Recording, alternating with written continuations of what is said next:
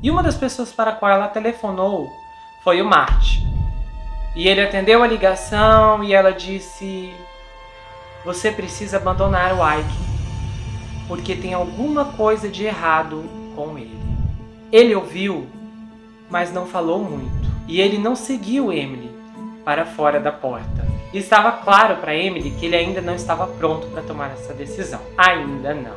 Ike costumava passar muito de seu tempo livre escrevendo. E mais do que tudo, ele parecia determinado a se tornar um autor publicado. E o Ike se considerava um escritor. E mesmo que ele tivesse muita dificuldade em publicar qualquer um dos 12 livros que escreveu, 7 desses livros faziam parte de uma série de mistérios investigativos. O Ike também escreveu livros de não ficção, autoajuda, casamento, paternidade, juntamente com um livro sobre os desafios que as celebridades enfrentam. E ele até publicou um de seus manuscritos por conta própria. E ele também escreveu um livro de memórias sobre as colinas do falecimento de seu pai em 1996. E também nesse manuscrito ele contou sobre o relacionamento complicado que tinha com o pai, de como ele suportou uma infância difícil, por ter pais que sobreviveram ao Holocausto. E um dos trechos era até meio escandaloso. Ele colocou assim: o acontecimento mais importante da minha vida ocorreu antes de eu nascer. Eu tinha 10 anos quando percebi que meus pais sobreviveram ao Holocausto. E havia muitas pistas que indicavam esses antebraços, e ambos eram óbvios demais. Imigrantes falando e escrevendo inglês com dificuldade, eu não tinha voz, eu só tinha uma tia e um tio, e a minha família tinha o número 7, o equivalente da minha esposa numerada 140. E o Ike também escreveu colunas ocasionais para a Semana Judaica de Nova York e incontáveis cartas ao editor.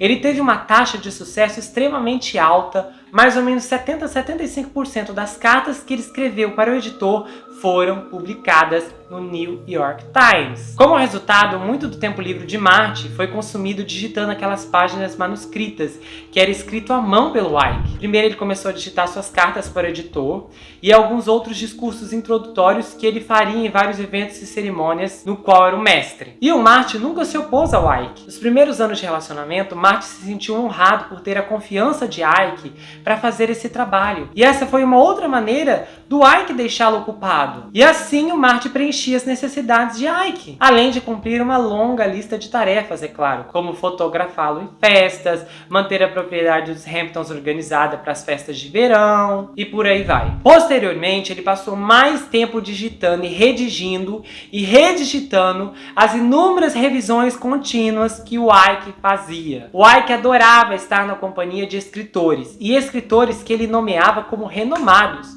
E havia um lugar que tinha mais escritores do que qualquer outro, a festa de gala da Fundação Penn. E na verdade essa festa era a mais próxima que o mundo literário poderia ter para chamar seu próprio Oscar. Era um jantar elaborado com todas as estrelas literárias presentes. E o Marty reservava uma mesa inteira todo ano, paga pela Fundação Yale Foundation, a instituição de caridade que ele montou com Marty. E essa festa era uma chance para o Ike fazer conexões com o mundo editorial. Ele escrevia dezenas de cartas depois desse evento, cartas que iriam chegar a pessoas que ele conheceu, pedindo para que dessem uma olhada em seus manuscritos. Nessas cartas ele mencionava as pessoas que conheceu e quem o indicou para entrar em contato, e então ele falava dos seus feitos, mas para a frustração de Ike, ninguém parecia interessado em publicar. Com o passar dos anos, ele continuou a lutar por suas aspirações literárias. Mas o Marty começou a se ressentir de quanto de sua vida estava sendo consumida redigitando livros que ele suspeitava que nunca veriam a luz do dia. Ele tinha sentimentos muito confusos sobre tudo. Por um lado, o Marty estava ajudando alguém que ele admirava muito, e por outro, ele estava vendo seu tempo sendo consumido ao mesmo tempo que pagava muito dinheiro ao Ike. E às vezes o Ike dava algo a mais para o Marty digitar. Eram cartas relacionadas ao diagnóstico de seus pacientes. Arquivos que Marty jamais deveria ter tido acesso. Haviam muitos detalhes pessoais da vida das pessoas, inclusive da cantora e compositora Courtney Love. O Marty leu tudo, inclusive os detalhes chocantes que ela havia contado para seu terapeuta. O Marty pensava que o Ike era seu melhor amigo, que eles eram uma dupla dinâmica, mas tudo isso estava prestes a mudar. Em meados dos anos 2000, o Marty já não via mais as filhas de Ike quando elas se tornaram adolescentes. Ele raramente via Beck, exceto nos dias das festas de verão. Seu mundo agora era apenas o Ike. E Marty aceitou isso. Mas ele estava achando os preços das consultas cada vez mais altos. Houve um mês em que ele pagou a Ike $14 mil.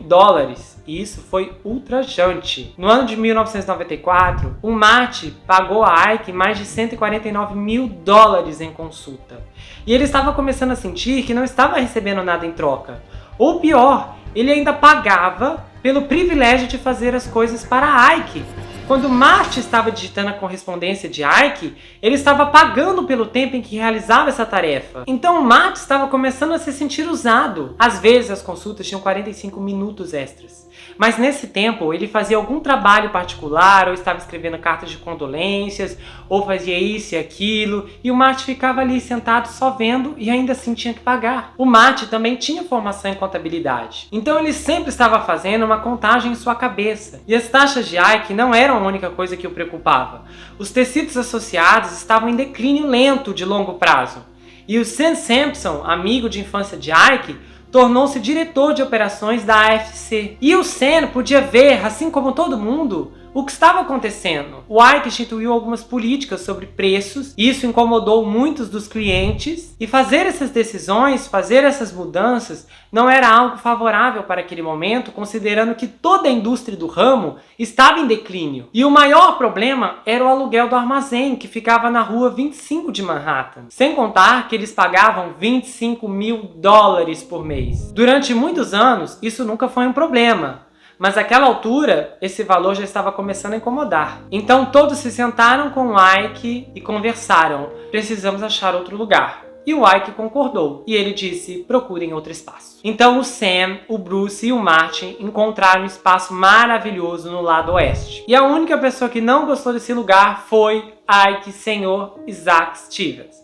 Então o Marty e o Bruce se sentaram para conversar sobre isso. E o Bruce disse, você precisa falar com o Sr. Stevens. E você precisa discutir com ele. Você precisa explicar que se nós não sairmos daqui, a empresa vai quebrar. Mas quando o Marty voltou, e quando ele voltou, ele tinha más notícias para Bruce. O Ike disse que aquele lugar não será bom para nós. A situação era tão desesperadora que o Bruce decidiu falar pessoalmente com o Ike. E ele chegou e disse, olha, é uma situação ruim, você precisa entender, olha o que está acontecendo. Então Ike explicou o verdadeiro problema com o novo espaço. Ele disse, é a vizinhança. E o Ike listou todos os problemas com a vizinhança. As pessoas que frequentam aquele lugar são viciados, são pessoas que ficam se injetando, pessoas que ficam inalando, cheirando e fazendo todos esses tipos de coisa. E o Bruce tentou contra-argumentar, mas de nada adiantou. Ele ainda engrossou um pouco e falou, olha, você vai levar a empresa à falência, você vai nos tirar do mercado. Então o Ike engrossou a voz e falou, nós não vamos nos mudar. E eu não quero mais ouvir falar sobre isso. E se você falar comigo novamente sobre esse assunto, você vai perder o emprego. Então o Bruce entendeu a mensagem e se calou. Nesse ponto, o Marty acreditava que as coisas iriam melhorar. Mas só pioravam, pioravam e pioravam. Em 2007, a AFC estava reduzida a apenas 4 funcionários em tempo integral. Finalmente, algo estalou dentro dele. Marty tinha que assumir o controle de sua vida. E por isso ele disse a Ike, não podemos mais nos dar ao luxo de resistir e ficar em Manhattan. Se não sairmos agora, em 4 ou 5 meses nós vamos falir. Então Marty assumiu o comando e ele começou a ver corretores de imóveis e a visitar depósitos e eventualmente ele encontrou o lugar certo sem o Ike. Não em Manhattan, dessa vez foi em Nova Jersey. E ele soube imediatamente que essa era a coisa certa a se fazer. Era o antigo armazém Fairlie, e o Marty inclusive comprou imediatamente esse local, então ele não precisaria pagar aluguel. E quando o Ike fez a viagem para Nova Jersey, ele imediatamente encontrou coisas para criticar. E uma coisa em particular realmente o incomodou. Era o fato de que o Marty havia instalado uma televisão plana em seu escritório. E nesse ponto, o Ike começou a perder a força na vida de Marty. O Ike era levado para a empresa uma vez por semana de limusine. E isso era caro, sem contar que o valor da sessão começava assim que a limusine chegava na porta do escritório de Marty. Às vezes, quando Marty não conseguia voltar para Manhattan, eles tinham uma sessão por telefone.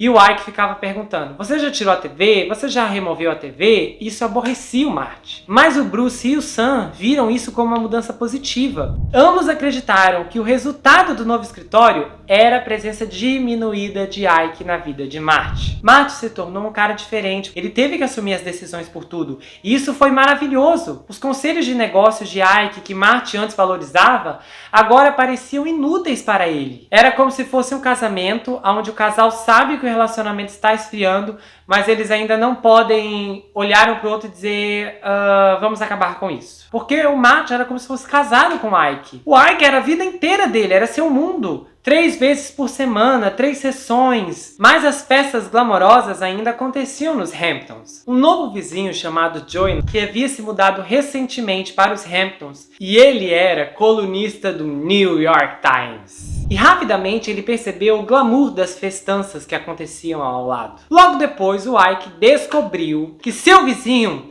era um colunista do New York Times. Então o homem apareceu na frente da casa do Joey. Ele estava vestido como um homem de manutenção. Uma calça verde caqui, camisa de manga comprida e um boné de beisebol desbotado. E esse homem deu as boas-vindas ao Joey e a sua esposa, falou que espera que vocês se sintam bem nessa vizinhança. E então ele entregou uma pasta de recortes da imprensa ao Joey. E o Joey pegou e disse obrigado. Mas esse homem queria que o Joey folheasse os artigos ali na hora. E então o Joey pegou e começou a olhar. E eram artigos do psiquiatra Dr. Isaac Hiscoff para o New York Times. Bom, ele achou aquilo estranho, não entendeu nada, mas tudo bem. E então, em meados de agosto, chegou um convite para um churrasco de verão. E o mesmo homem voltou e convidou o Joey para ir à melhor e maior casa do bairro. E ele disse até o horário em que deveriam chegar. Só que todas as informações eram memorizadas, nada foi dito de forma comum. E então Joey e sua esposa foram. As paredes estavam cobertas com imagens, muitas e muitas fotografias, e quase todas eram de Ike. Fotos de Ike com celebridades, com Henry e Brooke Shields, Gwyneth Paltrow, Michael J. Fox, James Taylor, Elton John, Dr. Ruth, Gwyneth Paltrow e até Ike com O.J. Simpson. E o Ike se gabava para todo mundo de como era um terapeuta renomado, de como era um terapeuta de celebridades, e tudo que ele dizia soava como um monólogo, ao invés de um diálogo. E pasmem, um dos vizinhos relatou que ficou chocado quando o Ike começou a contar detalhes de seu paciente da NBA. E a descrição era altamente antiética, porque continha muitos detalhes que eram privados e pessoais. E o Ike falava e não parava de falar. Então, depois de 1 hora só ouvindo esse homem, os vizinhos estavam desesperados para ir embora. E finalmente, quando isso estava quase acontecendo, o Dr. Isaac disse: eu quero tirar uma foto. Aí o Joe e sua esposa se olharam e disseram: uma foto? Aí o Ike disse: é uma foto dele, do Joey. Ele não queria tirar uma foto com o casal. Ele queria tirar uma foto apenas com o Joey. Porque, na verdade, o Joey era um colunista do New York Times. Aí o Joey e sua esposa se desesperaram porque nenhum deles queria que o Joey tivesse uma foto com o Ike pendurada na parede da casa dele. Mas eles não tiveram coragem de recusar. Então o Dr. Isaac pegou aquelas câmeras Polaroids e o Joey, querendo ser educado, deixou esse homem tirar uma foto com ele. Quando eles estavam saindo, eles repararam que o mesmo homem que os convidou para a festa, que deu a recepção de boas-vindas, estava ali cuidando do jardim. Esse homem, na verdade, estava lá dia e noite cuidando da casa. E o Joey até falou pro Isaac: você tem muita sorte de ter alguém tão leal cuidando da sua casa. Mas o Joey nem imaginava que esse empregado era o Marty, o paciente do Dr. Isaac há quase 30 anos. O relacionamento de Ike com Marty estava no gelo. E era apenas uma questão de tempo antes que o gelo finalmente quebrasse. A gota d'água foi até que uma coisa pequena. Em setembro de 2010, Marty fez uma operação de hérnia e foi um procedimento ambulatorial. Nada grave, mas o Ike recomendou um cirurgião para planejar seu tempo fora do escritório. E o Marty listou Ike como seu contato de emergência. Então o Marty dirigiu sozinho, passou pelo procedimento, pela recuperação depois da cirurgia ali no hospital, e depois ele pediu para que um serviço de carro o levasse de volta para seu apartamento. O Marty passou os dias seguintes na cama se recuperando. Ele tinha comprado comida e estocado o seu apartamento dias antes, então tudo estava pronto. E a cirurgia do Marty tinha acontecido numa quinta-feira, e o Ike não ligou na sexta-feira, e à medida que o dia passava e o sábado começava, Marty percebeu que não teria notícias do Ike até domingo. E era uma recuperação dolorosa, e ele estava um pouco angustiado e em agonia, porque ele estava esperando o telefonema do Ike dizendo: "Ei, como você está?" Só que o domingo virou segunda, e o Marty muda da cama para o sofá, e ainda assim ele não teve nenhuma notícia do Ike. 19 anos antes, o Marty havia feito uma cirurgia de ponte de safena no New York Medical Center. E por coincidência, Beck estava dando à luz à filha mais nova de Ike, ao mesmo tempo em que ele também nasceu nesse mesmo centro médico. E o Ike foi ver sua filha, visitar sua esposa, e depois ele foi fazer uma visita sozinho ao Marty. E no apartamento aquele dia, o Marty começou a se perguntar: se a esposa do Ike não estivesse no mesmo hospital, ele teria se incomodado em me visitar? O fato do Ike nunca ter entrado em contato com o Marty para perguntar como ele estava foi um grande golpe. O Marty era a única pessoa com quem o Mike esteve por todos aqueles anos. E ele disse para si mesmo: e ele não liga para perguntar nem como eu estou indo? Pela primeira vez, Marty não estava apenas aborrecido, irritado ou secretamente ressentido. Ele ficou magoado. Por anos o Marty sofreu em silêncio, mas nesse momento, Marty sentou e ficou de pé em cima de seus sentimentos. E depois, seus sentimentos mudaram. Todas essas frustrações, todos esses problemas, toda a raiva eclodiu dentro dele. E então ele percebeu que Ike não dava a mínima. Ele disse: ele não se preocupa comigo. Ele não tá nem aí pra mim. Então foi nessa hora que o Marty disse a si mesmo: eu preciso colocar um ponto final, eu vou colocar um ponto final, e chegou a hora de eu romper com ele.